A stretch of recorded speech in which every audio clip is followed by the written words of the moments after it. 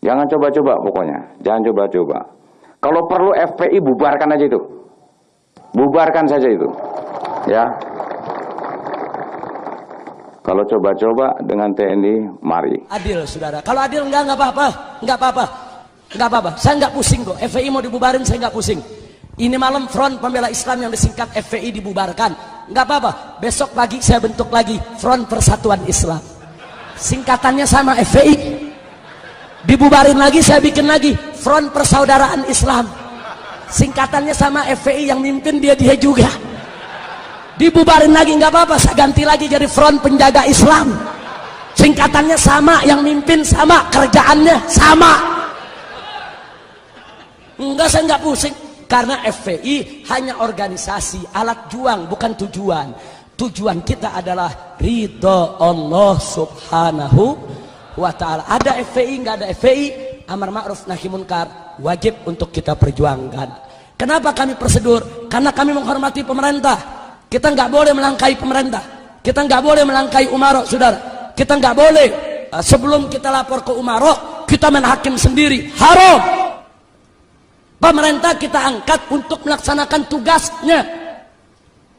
Cuma yang jadi persoalan, manakala pejabat dengan penjahat berkolaborasi kerjasama dalam maksiat, masyarakat hanya ada dua pilihan. Satu, duduk jadi penonton saja, atau berdiri melakukan perlawanan. Kami dari FPI milih yang kedua, kami diri, kami lawan. Kami nggak mau untuk menjadi penonton, saudara. Nah, yang begini inilah pada akhirnya begitu bentrok baru masuk TV, saudara. Nah, jujur aja saya mau tanya, FPI lagi dialog, emang ada di TV? FPI tulis surat, emang masuk di TV? Nggak ada. FPI demo damai sambil tahlil zikir, ada di TV? Giliran ngegerebek baru masuk TV.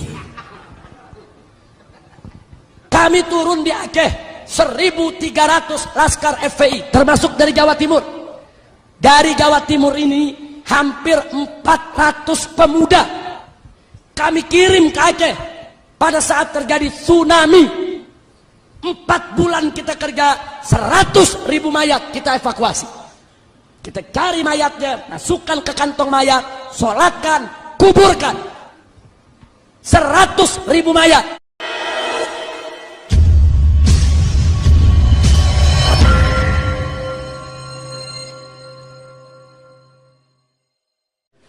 Bahwa sejak tahun 98 saya tidak sendiri, saya dengan kawan-kawan dari kalangan para habaib, para kiai, para ustadz, kalangan santri, pondok pesantren dan lain sebagainya, mendirikan organisasi Front Pembela Islam.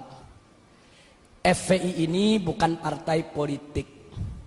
FPI ini adalah organisasi Islam yang bermadhab akidah Asy'ariyah dan bermadhab fikih Syafi'i.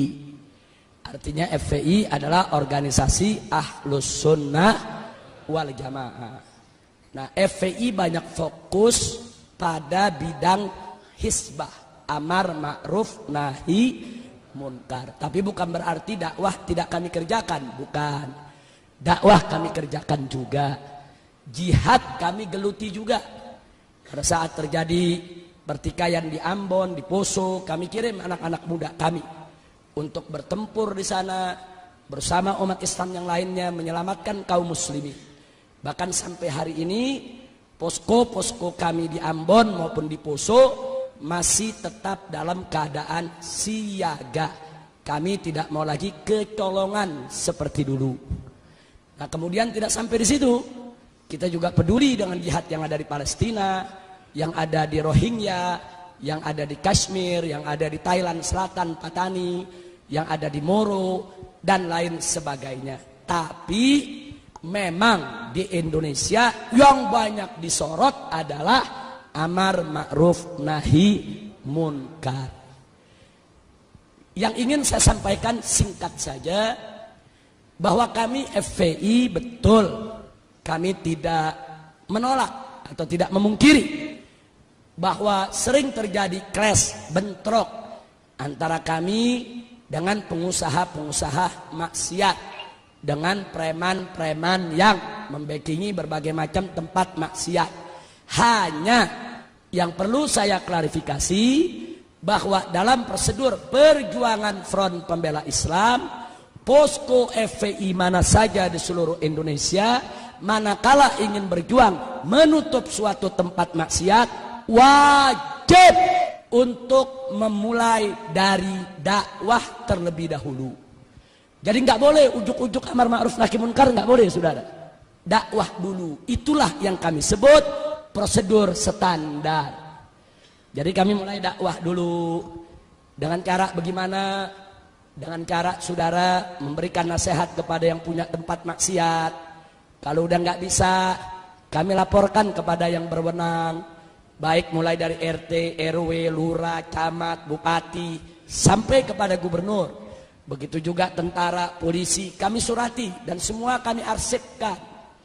Nah kalau itu semua juga nggak didengar, kami minta ketemu, kami minta dialog. Kami dialog ke DPRD, kami dialog dengan gubernur, kami dialog dengan pemilik maksiat. Karena kita nggak boleh nutup pintu dialog, saudara. Nabi sendiri dulu diajarkan oleh Allah kepada orang kafir pun dialog. Wajadilhum billati hiya ahsan. Nabi disuruh dialog, sama orang kafir aja kita mesti dialog. Apalagi yang bukan kafir, saudara. Wajib untuk dialog. Nah kalau dialog-dialog ini tidak membuahkan hasil, kami mengambil jalan lain, yaitu dengan melakukan demo. Demo itu pilihan berikut.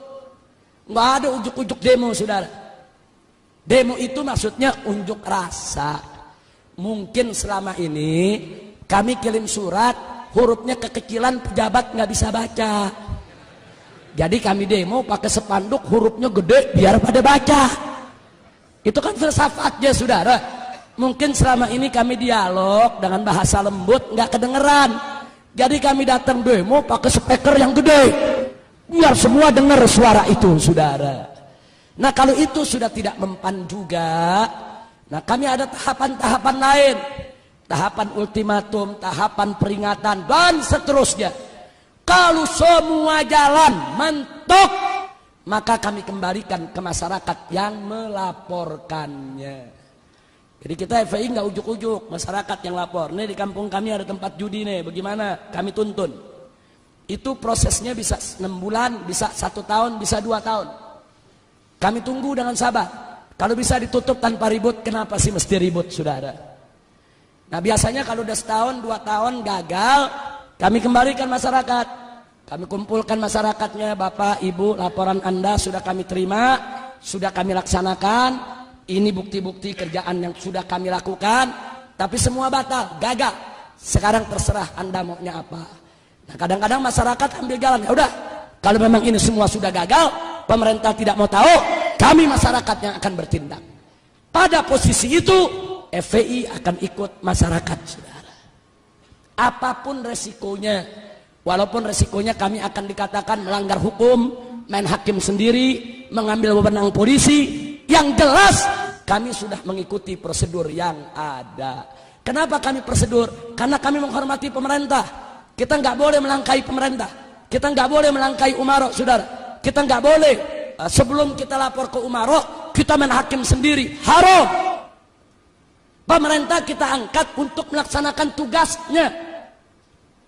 Cuma yang jadi persoalan, manakala pejabat dengan penjahat berkolaborasi kerjasama dalam maksiat, masyarakat hanya ada 2 pilihan. 1, duduk jadi penonton saja, atau berdiri melakukan perlawanan. Kami dari FPI milih yang kedua, kami diri, kami lawan. Kami nggak mau untuk menjadi penonton, saudara. Nah, yang begini inilah pada akhirnya begitu bentrok, baru masuk TV, saudara. Nah, jujur aja saya mau tanya, FPI lagi dialog, emang ada di TV? FPI tulis surat, emang masuk di TV? Nggak ada. FPI demo damai sambil tahlil, zikir, ada di TV? Giliran ngegerebek, baru masuk TV. Kami turun di Aceh, 1.300 laskar FPI, termasuk dari Jawa Timur. Dari Jawa Timur ini hampir 400 pemuda kami kirim ke Aceh pada saat terjadi tsunami. 4 bulan kita kerja, 100.000 mayat kita evakuasi. Kita cari mayatnya, masukkan ke kantong mayat, sholatkan, kuburkan. 100.000 mayat. Ada masuk TV? Nggak ada. Turun di Padang, turun di Jogja, turun di berbagai daerah bencana, bangun sekolah-sekolah darurat, bikin dapur-dapur umum saudara, buat juga kesehatan gratis untuk para pengungsi. Ada masuk TV? Tapi giliran FPI lagi ngemplang liberal, masuk TV. Tiap hari disetel saudara. Kejadiannya sekali, disetelnya tiap hari. Udah 5 tahun masih disetel lagi. Tinggal orang Jawa Timur yang gak tahu apa-apa, kok FPI ngemplang melulu tiap hari ya. Masya Allah. Tapi nggak apa-apa, ini adalah perjuangan. Ini namanya perjuangan, dinamika, nggak apa-apa. Memang kami tidak punya TV, kami tidak punya radio, kami tidak punya media. Tapi yakinlah, kalau ada orang yang membenci FPI karena salah informasi, kami yakin begitu suatu ketika dia mendapat informasi yang benar, kebenciannya akan hilang.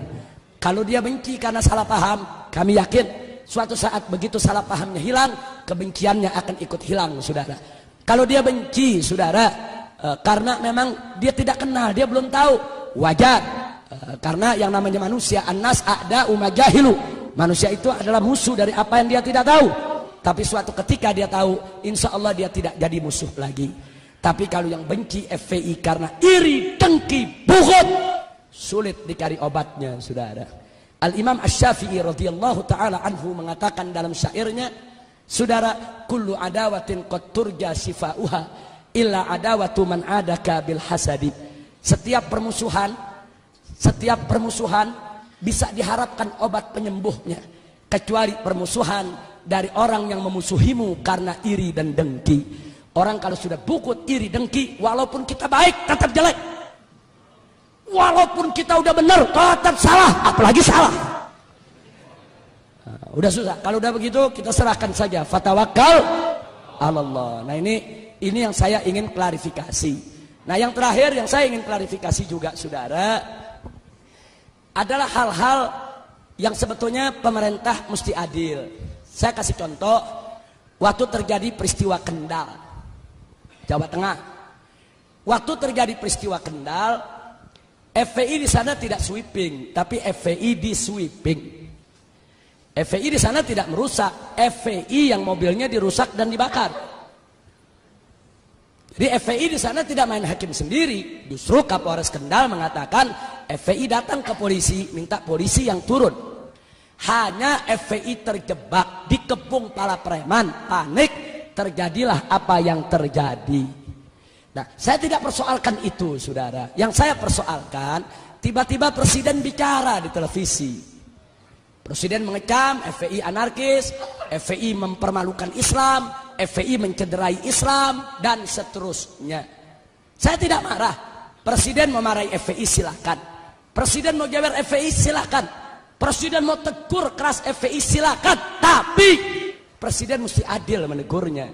Kalau FPI yang minta ditutup tempat pelacuran ditegur, lalu tempat pelacuran di Kendal yang operasi bulan Ramadan, kok presiden gak tegur? Mestinya tegur dong dua-duanya. Hei tempat pelacuran, kenapa kau masih buka sampai bulan Ramadan buka? Hei Kapolda Jawa Tengah, hei Kapolres setempat, ada apa tempat pelacuran buka di siang hari bulan Ramadan? Mestinya presiden marah dong. Setelah itu presiden tegur, hei FPI, kalau ada tempat pelacuran yang buka, kau jangan main hakim sendiri, kau jangan main pukul, awas. Kalau FPI begitu, kami tindak. Kalau begitu cara bicara presiden, saya terima. Ini enggak, pelacurannya presiden diem, ya. Giliran FPI-nya ditegur, FPI mesti begini, FPI mesti begitu. Nah pelacurannya kenapa ente diem? Baik FPI salah karena ingin menutup tempat pelacuran saudara tanpa izin pemerintah. Baik katakan FPI salah. Lalu yang membuka tempat pelacuran, apa mereka tidak salah? Catat baik-baik saudara. Di Indonesia ada undang-undang human trafficking, perdagangan manusia.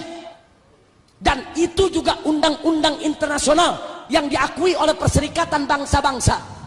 Di dalam undang-undang human trafficking, undang-undang perdagangan manusia, salah satu yang dilarang adalah pelacuran. Jadi kalau ada negara yang membiarkan pelacuran, berarti negara tersebut dianggap melakukan perdagangan manusia, melanggar hak asasi manusia internasional. Kalau FPI salah dibawa karena dianggap main hakim sendiri, presiden lebih besar kesalahannya karena membiarkan pelacuran yang sudah dilarang oleh undang-undang nasional maupun internasional. Nah, kan ini negara hukum, saudara. Kita mesti bicara berdasarkan hukum. Nah, makanya begitu beliau bicara, saya lawan, saya jawab, saya minta pertanggungjawaban. Baik, kalau mau bubarkan FPI silakan, tapi kami minta bubarkan semua pelacuran di Indonesia. Jangan FPI bubar, pelacuran ente piara. Kira-kira jelas tidak? Nah, jadi adil saudara. Kalau adil enggak apa-apa. Saya enggak pusing kok. FPI mau dibubarin saya enggak pusing. Ini malam Front Pembela Islam yang disingkat FPI dibubarkan. Enggak apa-apa. Besok pagi saya bentuk lagi Front Persatuan Islam. Singkatannya sama FPI. Dibubarin lagi saya bikin lagi Front Persaudaraan Islam. Singkatannya sama FPI, yang mimpin dia juga. Dibubarin lagi enggak apa-apa, saya ganti lagi jadi Front Penjaga Islam. Singkatannya sama, yang mimpin sama, kerjaannya sama. Enggak, saya enggak pusing. Karena FPI hanya organisasi, alat juang, bukan tujuan. Tujuan kita adalah ridho Allah subhanahu wa ta'ala. Ada FPI, enggak ada FPI, amar ma'ruf nahi munkar wajib untuk kita perjuangkan. Nah baiklah, terima kasih atas semua perhatian, dan saya mau sampaikan informasi penting di ujung acara ini. Setahun yang lalu saya diundang oleh yang mulia sahabat kami tercinta, orang tua kita semua, Kiai Haji Hasan Mutawakkil. Beliau adalah saat ini menjabat ketua PWNU Jawa Timur. Jadi beliau mengundang saya, kita dialog cukup panjang, hampir lebih dari 1 tahun. Waktu itu saya didampingi oleh Habib Abdurrahman Asegaf. Intinya beliau menyampaikan bahwa program NU Jawa Timur ini, dan ini patut kita dukung semua, bahwa NU dengan pemerintah sudah sepakat bahwa tempat pelacuran doli harus ditutup. Takbir. Nah karena itu beliau mengundang saya, waktu itu kita diskusi, dan saya juga diundang pada acara HUT NU di Jawa Timur ketika itu. Nah, jadi kita berikan pemikiran-pemikiran kita, pengalaman-pengalaman kita, tapi intinya saya setuju dengan apa yang disampaikan oleh PWNU Jawa Timur, bahwa penutupan doli itu tidak boleh sekaligus serta-merta, tapi harus dilakukan secara bertahap untuk menghindarkan adanya konflik horizontal. Nah ini saya senang betul, dan saya ketemu dengan pimpinan Ikamra, ada di sini orangnya waktu itu, yaitu Haji Ali Badri. Jadi waktu beliau jemput saya di airport, saya ngomong sama Haji Ali Badri, Haji Ali Badri, ini Jawa Timur terkenal banyak kiainya, banyak pesantrennya, banyak NU-nya, banyak majelis taklimnya, tapi luar biasa tempat pelacurannya paling gede se-Asia Tenggara. Haji Ali Badri dengar begitu nggak bisa tidur, saudara.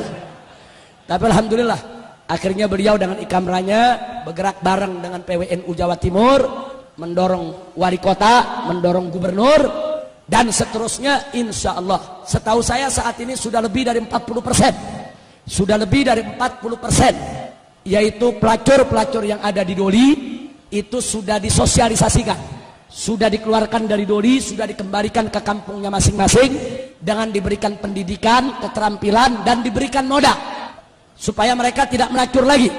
Nah sisa 60%. Nah mudah-mudahan ke depan doli betul-betul tutup dari Jawa Timur.